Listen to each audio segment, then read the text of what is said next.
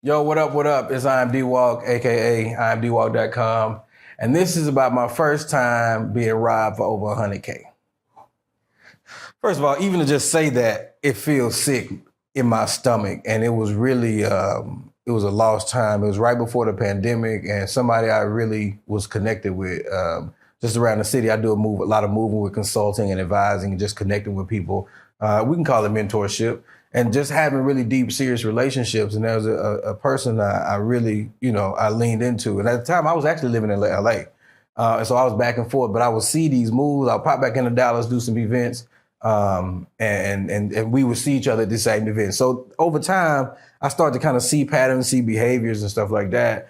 And, she was cool. So we chopping it up and, she tell me about these opportunities. And I'm like, I don't know, it sounds too good to be true. But at the same time, I'm watching certain things happen. And it's like, okay, well, let me keep looking at it. So came back to Dallas right before the pandemic hit.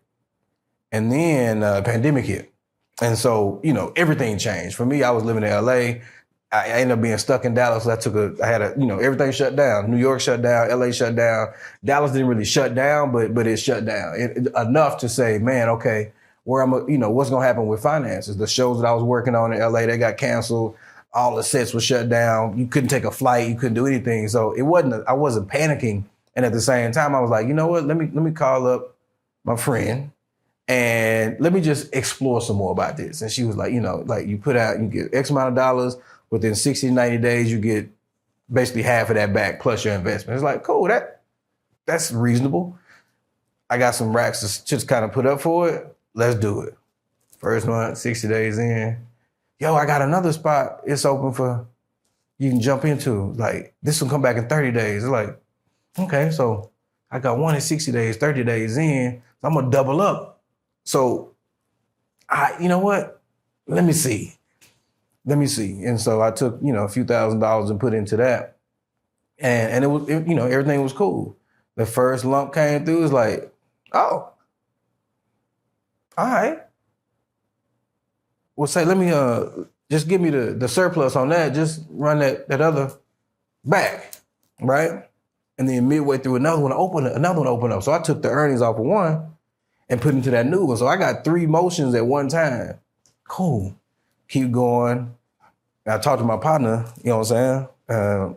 Like, yo, hey, they got this situation. Like, it's really working because I done seen the cash come through. I done seen the cash flow. So, I tell my cousins, tell my kinfolk, but there was something that's like, let me try one more thing. Because I was willing to be the guinea pig. I was willing to be the person to like test it out because I knew, for me, I can always find you. And I always got people who can find, you know what I'm saying? So I really wasn't worried about losing money per se, but really just about putting my people in a situation to do something better from a financial situation.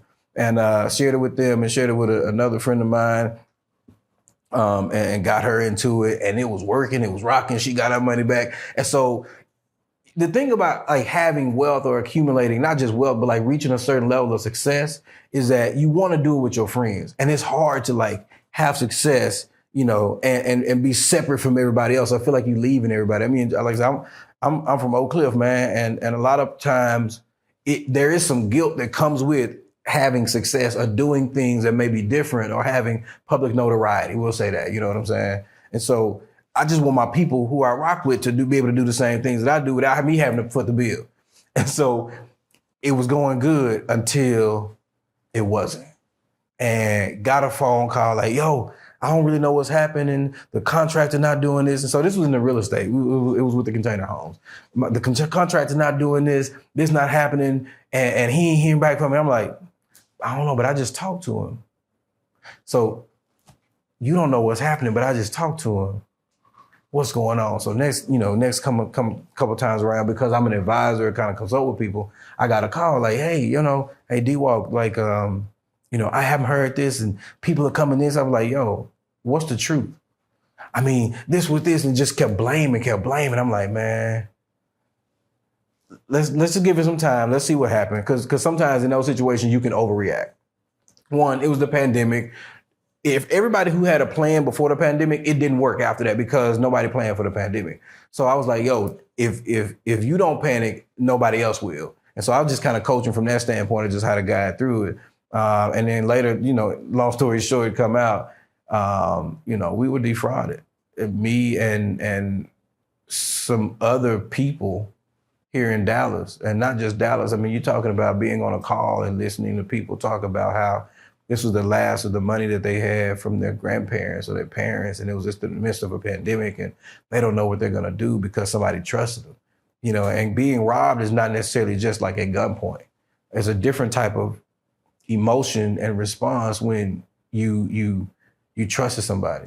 And not just trusted them, you trusted yourself and had confidence that they could really do what they said they could do. And to be like the robbery and the disappointment of somebody kind of defrauding you or taking money is one thing, but like the real challenge of what to overcome was like, man, what did I do and how did I make that decision where I missed the mark? What did I miss about this point, about this moment that I didn't see before? And for me, I remember it was a point where I was like, let me just pull all my money out. Let me pull everything out. But then at the same time, if everybody pulls out, everything falls. And so we got these contracts and, I think there was another part where we got doing container homes. What we're growing so fast, we're gonna do is remodel this entire apartment complex. And all of a sudden it was, the weather is bad, which the weather was bad. There was a point in Dallas when the weather was bad and the cost of lumber was going up. And like, these are all real things. And at the same time, I'm seeing, even as I talk about it now, how the story was constructed and very manipulative. So my first time being robbed was not from somebody I didn't know, not from a gunpoint, but just being robbed because I had confidence and believed somebody could do something in advance, me and the people that I do things with. And I'll never forget it. And neither will they.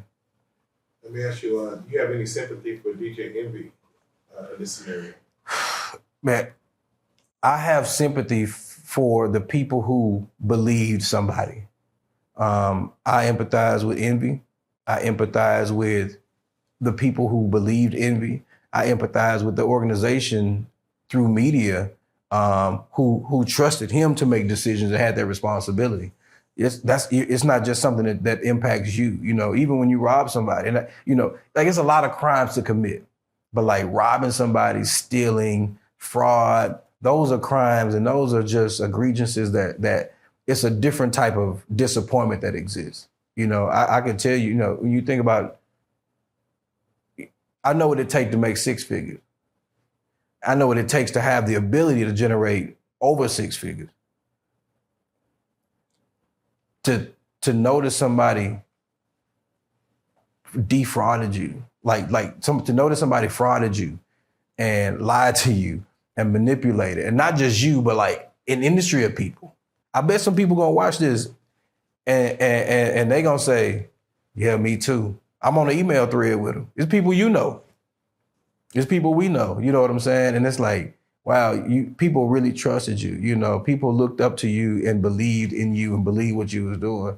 And so now, my thing is only believe what you know. If you don't know, don't believe it. You know what I'm saying? If it's evidence, let me see the evidence.